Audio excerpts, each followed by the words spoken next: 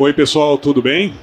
Boa tarde, eu gostaria de agradecer a todos que estão aqui para prestigiar, para poder discutir e conversar um pouco com a gente aqui sobre um assunto que eu particularmente gosto muito, meu amigo Edu também, que é sobre a questão de dados, né? Queria agradecer também a todos que estão nos assistindo aqui pelo YouTube.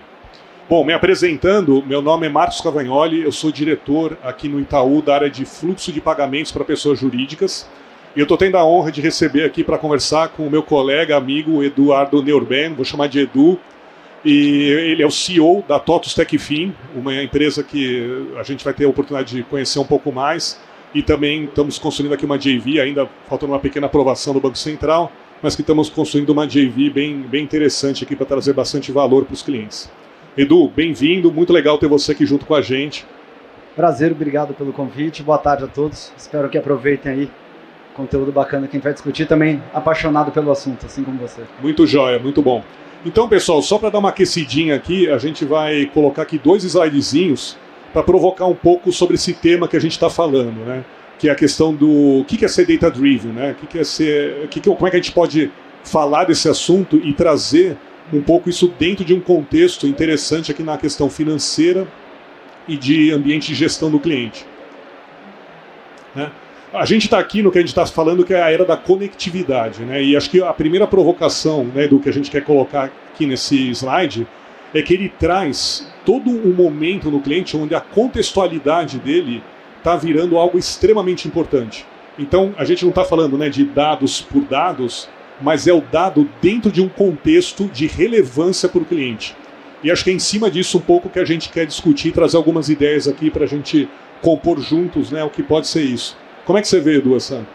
Bom, acho que traçando um paralelo aqui, né, a gente vê algumas forças de mercado que possibilitaram essa era da conectividade. Acho que o regulatório, que foi conversado de manhã também, do regulador inovador, acho que foi o termo utilizado, o regulatório tem um papel fundamental porque ele permite que novos entrantes possam competir, ele flexibiliza determinadas regras.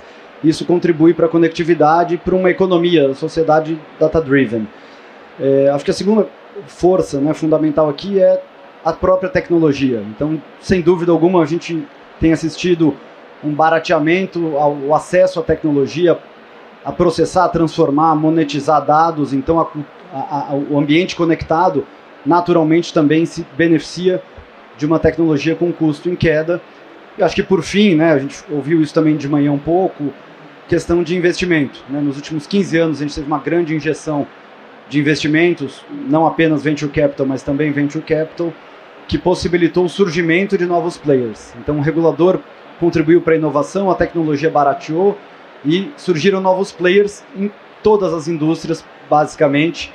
Só imaginar a nossa vida aqui de pessoa física, consumo de streaming, música, seriado, delivery, mobilidade. Tudo isso, né, nessa visão, faz da sociedade uma economia conectada. O raciocínio que eu faço aqui com vocês hoje é todos esses vetores, essas condições de mercado que beneficiaram a gente na pessoa física também servirão para beneficiar as empresas. Então não existe absolutamente nenhum motivo para que não exista a mesma revolução da conectividade, da usabilidade dos dados que a gente vai falar aqui hoje, também no mundo de pessoa jurídica. Tá? Então essa é a nossa crença, a gente tem muita convicção disso, e a gente deve ver, né, o data-driven que acontece tanto, né, na pessoa física, indo para a pessoa jurídica também. Muito legal isso. E acho que um ponto interessante, eu queria saber um pouco o teu ângulo, a gente vê isso no Itaú, com certeza também vê aí na TOTVS Techfin, como é que a gente vai fazer esse processo de levar essa cultura, essa facilidade para as empresas, porque também você tem, né, assim como as pessoas físicas, tem um processo de acomodação a entender como é que esse fluxo de dado impacta o contexto dela e como isso pode se tornar um benefício e também ter cuidados com privacidade, segurança. As empresas também vão ter esse cuidado, né? E empresas de diferentes níveis, diferentes setores vão ter preocupações e facilidades e dificuldades diferentes. Como é que você vê essa questão? Acho que a gente pode olhar essa questão em 2 eixos, né? Duas grandes dimensões. A primeira é dos próprios dados, né? Então, por isso que eu fiz o paralelo com a pessoa física, né? Se vocês pararem para pensar, o uso dos dados no serviço de pessoa física, eles acabam gerando economia de tempo e dinheiro, né? Você consegue comparar preços, você consegue ter acesso mais rápido, fazer coisas num único ambiente. Da mesma maneira, né, eu vi de manhã que nenhuma empresa acorda de manhã querendo fazer banking. Nenhuma empresa acorda de manhã também querendo usar um software de gestão.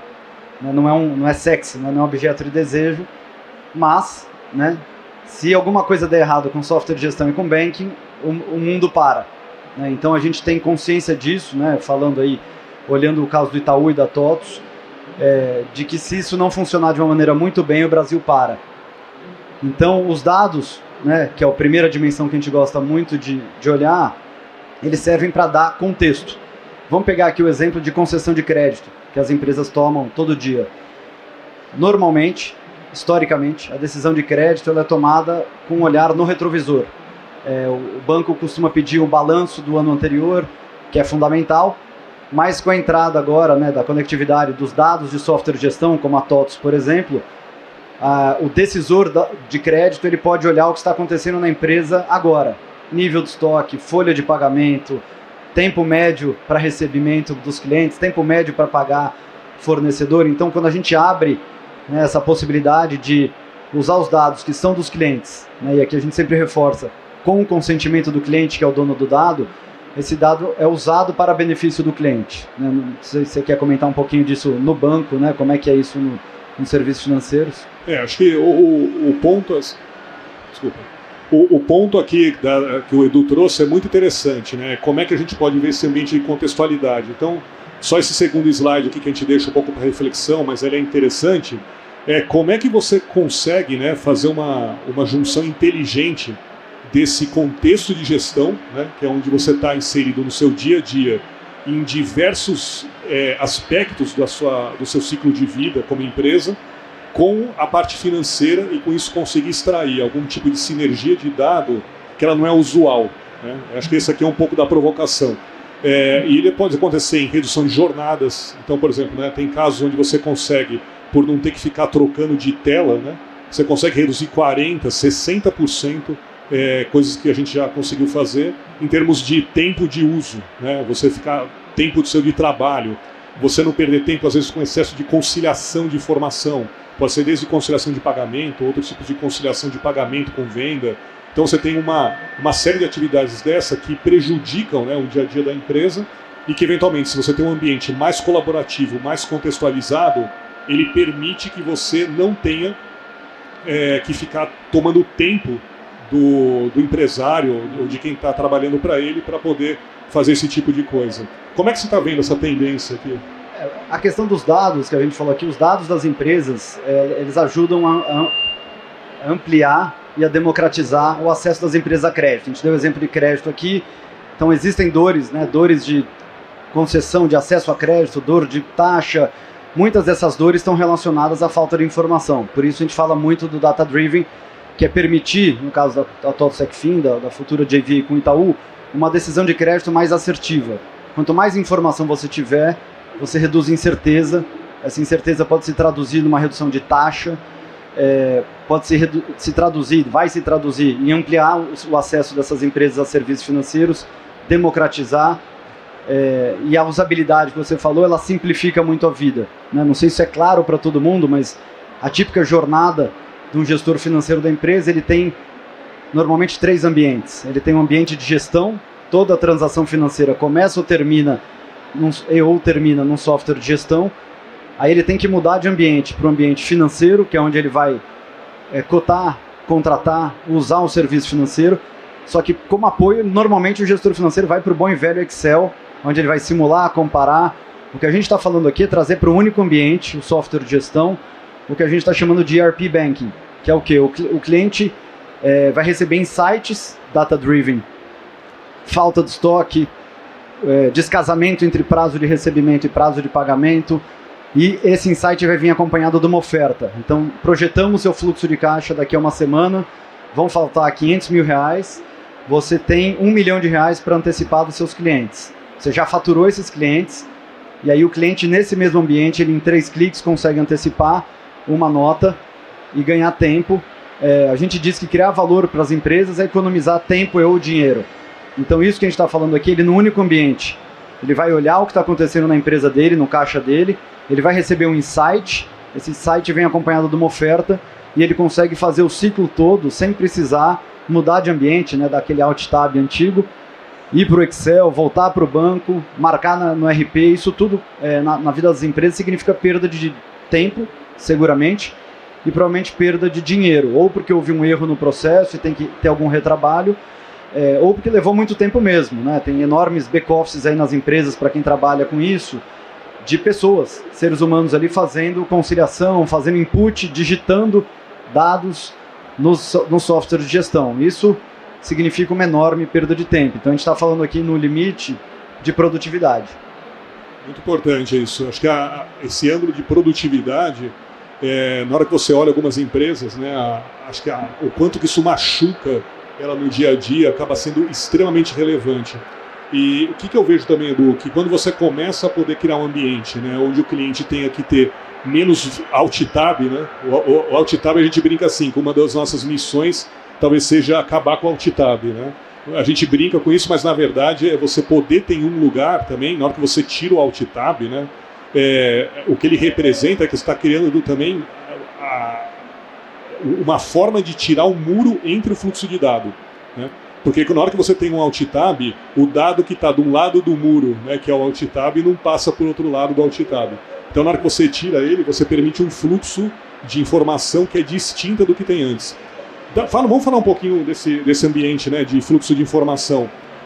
Normalmente, hoje, você pega a grande maior parte das empresas, ela tem que, para poder gerenciar, vamos começar primeiro pela parte mais central, que seria a parte financeira, depois a gente pode expandir para outros aspectos dela. Mas hoje existe uma grande dor que, assim, a pessoa, né, ou um gerente financeiro, ou né, um CFO, uma equipe maior, se a empresa tiver mais estrutura, uma equipe menor, às vezes acaba sendo o dono dela, ou uma pessoa que ajuda, tem que ficar olhando várias telas, né, para poder compor informação e para poder, com isso, tomar uma decisão de negócio. Do lado de um banco ou de um parceiro de software, você tem o oposto, né? Você não está também vendo a informação financeira de uma forma agregada e às vezes até multibanco, trazida até pela provocação que o Open Finance colocou no mercado. Como é que você vê essa questão da criação de um ambiente de gestão financeira unificado, único, em um só lugar, e que tipo de benefício a gente pode trazer para o cliente no dia a dia dele? A gente está falando aqui de produtividade e de escolha, né? O cliente, o Alt Tab que você está falando, a gente chama de fricção. Fricção é perda de tempo, perda de dinheiro, perda de produtividade. A gente vai eliminar tudo isso empoderando o cliente. Eu falei o dado do cliente, a gente só usa o dado com consentimento. Você falou de Open Finance. A ideia, né, o espírito por trás de Open Finance é que o cliente, a empresa, vai contratar e consumir serviços financeiros onde ela quiser. Ou no software de gestão, ou no ambiente do banco, ou no ambiente X que possa surgir. Então a gente está falando de dar escolha para o cliente. Então, inovação, competição, mais escolha. Quem sai ganhando com isso é o cliente. Então, o cliente, na nossa proposta, na nossa visão, né, a gente tem, você falou de vários ambientes, mesmo no software de gestão, essa informação está toda fragmentada em vários ambientes. A gente tem um negócio chamado painel financeiro, que ela consolida numa única tela as informações, basicamente, de contas a pagar, contas a receber e o fluxo de caixa do cliente. Por que isso é importante, é relevante? Porque o cliente também no software de gestão pode ficar navegando, cata uma informação aqui, joga para o Excel, cata uma informação ali, joga para o Excel. A gente está consolidando numa única tela um resumo do que a gente chama que é o check-up da vida financeira do cliente. Em vez de estar olhando temperatura, pressão, ele está olhando tudo numa única tela do que está acontecendo com a saúde dessa empresa naquele momento. Com isso, ele pode tomar uma melhor decisão para ele, que pode ser contratar o serviço financeiro de quem ele quiser. O que a gente está entregando aqui é uma experiência sem fricção, data-driven, que sabe o contexto dele. Comércio exterior, a gente falou de câmbio. Então a gente sabe, através do software de gestão, de novo, se o cliente der a permissão para a gente acessar o dado, o momento exato em que o cliente vai precisar fazer uma operação de câmbio. Isso é contexto, isso é relevância. Através dos dados você consegue subir uma oferta para o cliente dizendo provavelmente você vai precisar de um serviço de câmbio, contrate agora. Isso tudo acaba significando economizar tempo e dinheiro para as empresas. Então, retirar essa fricção, promover essa convergência, né? A convergência vai acontecer entre as telas, né? Ele convergiu os serviços para um único ambiente E ele vai ter uma convergência de players também, de N empresas do mercado que vão poder oferecer, que vão de novo gerar mais escolha, mais opções, mais liberdade para o cliente. Acho que esse é o poder da usabilidade. É muito legal isso, porque a gente muda, né? Você falou uma coisa interessante. É como se fosse no momento agora do mercado que a gente vai costumar ver composições de telas, né? E experiências diferentes. Então a gente estava talvez num histórico onde você tinha uma compartimentalização da onde você vê informação que era muito alta. Você acostumava a falar, poxa, se eu quero ver minha informação de pagamento, eu vou na tela do banco. Se eu quero ver minha informação de estoque, eu vou na tela do ERP. E na hora que a gente começa a entender isso, é que essas telas podem se mesclar, né? Tudo numa perspectiva da visão cliente. O que fica mais fácil para ele, né? O que agrega mais valor para ele. E talvez, por exemplo, tentando tangibilizar aqui um pouco para vocês, muito legal esse ponto aqui que o Edu trouxe, de você, por exemplo, ter um fluxo de caixa único na tela, né, do seu sistema de gestão. Você não tem que ir em vários lugares para tentar ver o que está acontecendo ou em várias telas de banco. Eu brinco assim que a situação que a gente estava antes e até ainda hoje, né, a gente é parte dessa evolução com nossos clientes aqui para trazer essa novidade, mas é como se você estivesse numa situação ali no hospital e cada hora entrasse um médico diferente, um checa pulmão, um checa coração, outro checa rim, outro checa, né, alguma outra coisa, e nenhum deles fala um com o outro. E é como se cada um mandasse um relatório para você e fala, agora junta tudo e vê o que você tem. Então um pouco da nossa proposta aqui é pensar assim, poxa, tem que ter um lugar só com esse diagnóstico, né? Tem que ter um lugar só onde você consegue ver toda a informação. E acho que também tem um ponto, né, Edu, que não é só ver a informação, é você poder ação, seria o segundo passo, né? Um primeiro passo é você conseguir agregar toda essa informação e criar valor nela, mas você poder ter ação, né? Tanto ação de curto prazo, uma coisa imediata, que nem você colocou câmbio, como eventualmente olhando a previsão do que vai acontecer com o cliente, ajudá-lo a tomar decisões de, por exemplo, descasamentos de caixa ou necessidades futuras dele. Como é que você vê essa questão entre ajudar o cliente em coisas bem imediatas e em coisas de mais médio e longo prazo? Aqui, né, e você falou isso en passant aí no começo da tua apresentação, que normalmente as empresas e as pessoas são multibanco. É muito comum, especialmente nas médias empresas, a empresa ter conta em vários bancos, e aí cada banco é um médico, né, na sua analogia, só que por definição a empresa tem um único software de gestão, que é onde tudo se consolida. Então a gente entende que existe uma proposta de valor muito forte para resolver uma dor muito clara, que é essa convergência de todos os dados para um único ambiente. Então a gente entende que o software de gestão, o ERP, ele é um ambiente privilegiado, né, em que as informações estão confluindo para ele e que você começa a detectar dores de descasamento de caixa, que foi uma coisa que você falou. O exercício aqui para a pessoa física seria imaginar que você precisa pagar todos os seus boletos antes de receber o seu salário. Parece esquisito, porque a gente faz justamente o contrário, né? Você se programa recebendo o seu salário e depois encaixando as suas contas. As empresas nem sempre conseguem fazer isso, então é muito comum a empresa precisar pagar o fornecedor dela antes de receber do cliente. E a TOTVS consegue enxergar essa cadeia transversalmente como um todo. Então a gente consegue ver que a empresa vai receber do cliente X em 60 dias, mas ela precisa pagar o fornecedor A em 30 dias. Qual é a dor aqui? Vai faltar dinheiro. E aí o insight, né, eu concordo também quando a gente fala de extrair o dado, coletar o consentimento, extrair o dado, transformar o dado, é parte da tarefa. A etapa de maior valor agregado é justamente voltar para o cliente com um insight, com uma oferta. Essas ofertas podem ser de curtíssimo prazo, né? A gente fala, o crédito é oxigênio, o crédito é combustível, então a empresa precisa de crédito para sobreviver, para crescer, para investir, mas isso ao longo do tempo vai te permitir gerar insights de mais longo prazo, né? Então uma sobra, o contrário do crédito é uma sobra de caixa que pode gerar um insight de investimento. Você pode ter ali ofertas de tesouraria, e tudo isso, né? Lembrando que a gente está focado aqui nas médias empresas do Brasil, empresas que faturam de 30 a 300 milhões. Por que eu estou falando isso? Porque essa empresa não criou, né, o dono dessa empresa, o fundador, ele não criou a empresa para ficar preocupado com o caixa da empresa. Ele criou uma manufatura para manufaturar, um serviço para prestar um serviço. Então o que a gente está falando aqui de usar os dados em benefício do cliente, melhorar a jornada para economizar tempo ou dinheiro, é justamente para o cliente focar na atividade fim dele, na atividade principal. Então a gente quer que o cliente confie na gente para ele focar no motivo pelo qual aquela empresa existe, que não é ficar gerindo caixa, não é ficar olhando folha de pagamento, né, a gente fala aqui de consignado privado, pela TOTVS passam 25% dos CLTs do Brasil. Então você tem ali uma enorme quantidade de pessoas que podem precisar de um crédito consignado privado e, de novo, a informação está trafegando no sistema.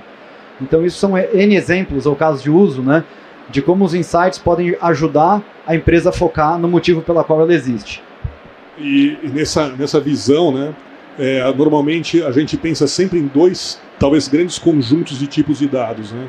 Você tem os dados mais usuais, né, que, por exemplo, bancos, outros tipos de empresa usam para ver crédito, ou então, né, necessidade de dinheiro, ou excesso de dinheiro para uma possibilidade de investimento, que o Edu falou.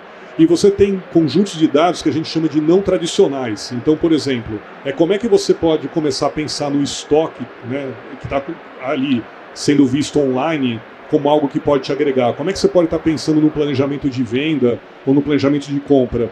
Como é que você vê essa questão entre o conjunto de dados tradicional e o conjunto de dados não tradicional, começando a compor um todo para o cliente, para ele poder extrair valor disso? No fundo, você está ajudando, né, o cliente a monetizar algo que já é dele, que é o dado.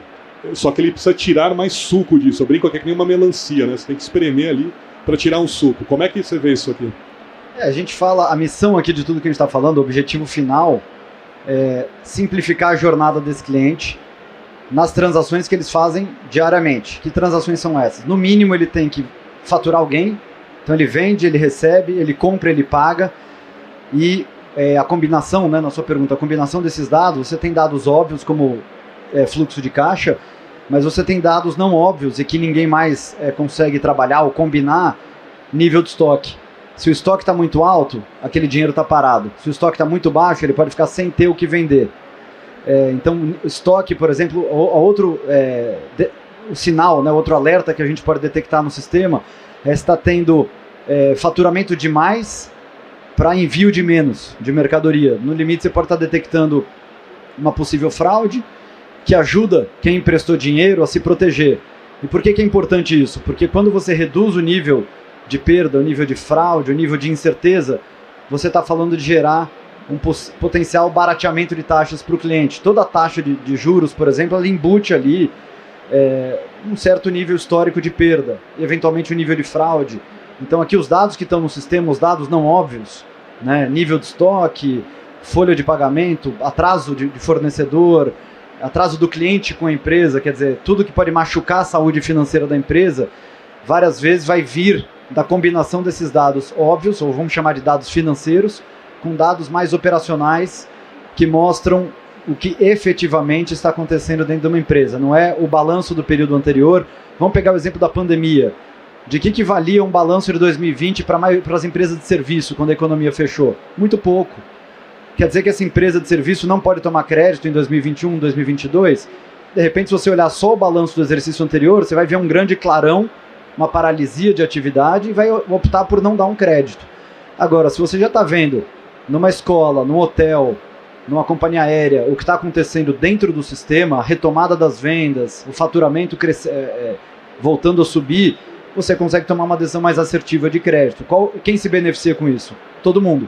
A própria empresa que está tomando crédito e a cadeia de cliente do cliente, de consumidor, usuário final, do fornecedor, que vai ter um cliente mais saudável para ele faturar. Ou seja, isso aqui faz a roda da economia girar melhor.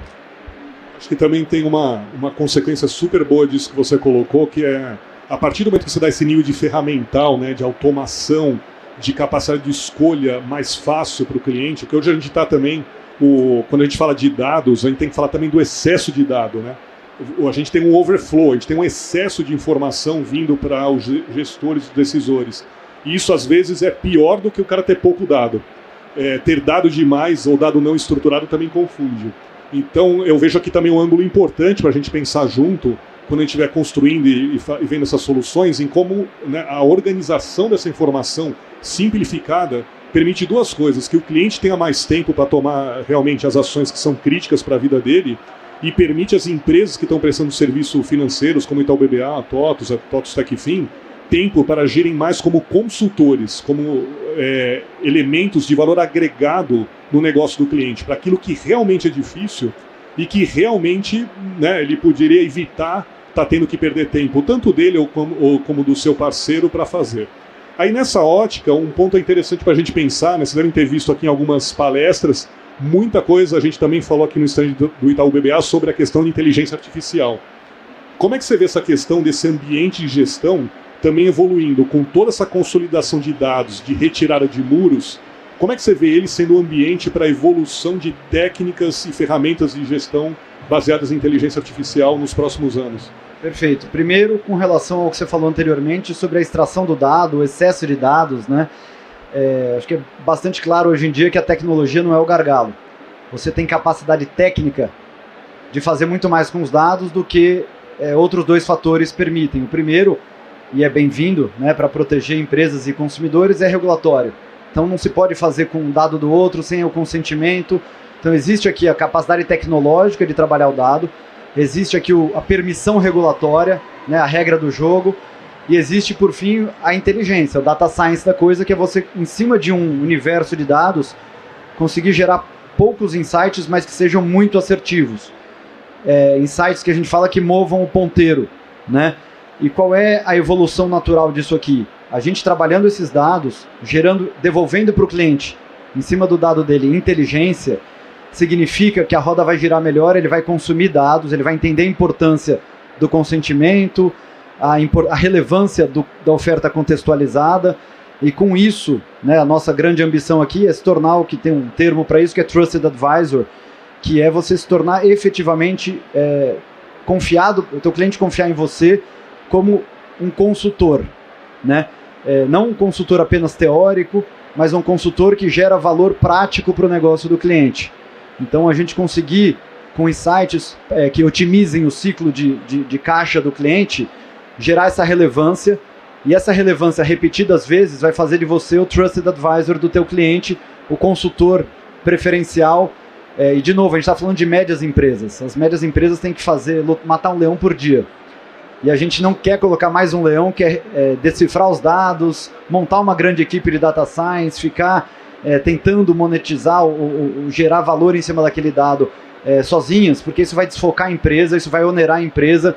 Então, especialmente nesse segmento middle, a gente quer assumir esse papel e se tornar o Trusted Advisor dos nossos clientes, para ajudar a vender mais, para otimizar o ciclo de caixa, gerir melhor a cadeia de fornecedores, comprar, pagar, faturar e receber melhor.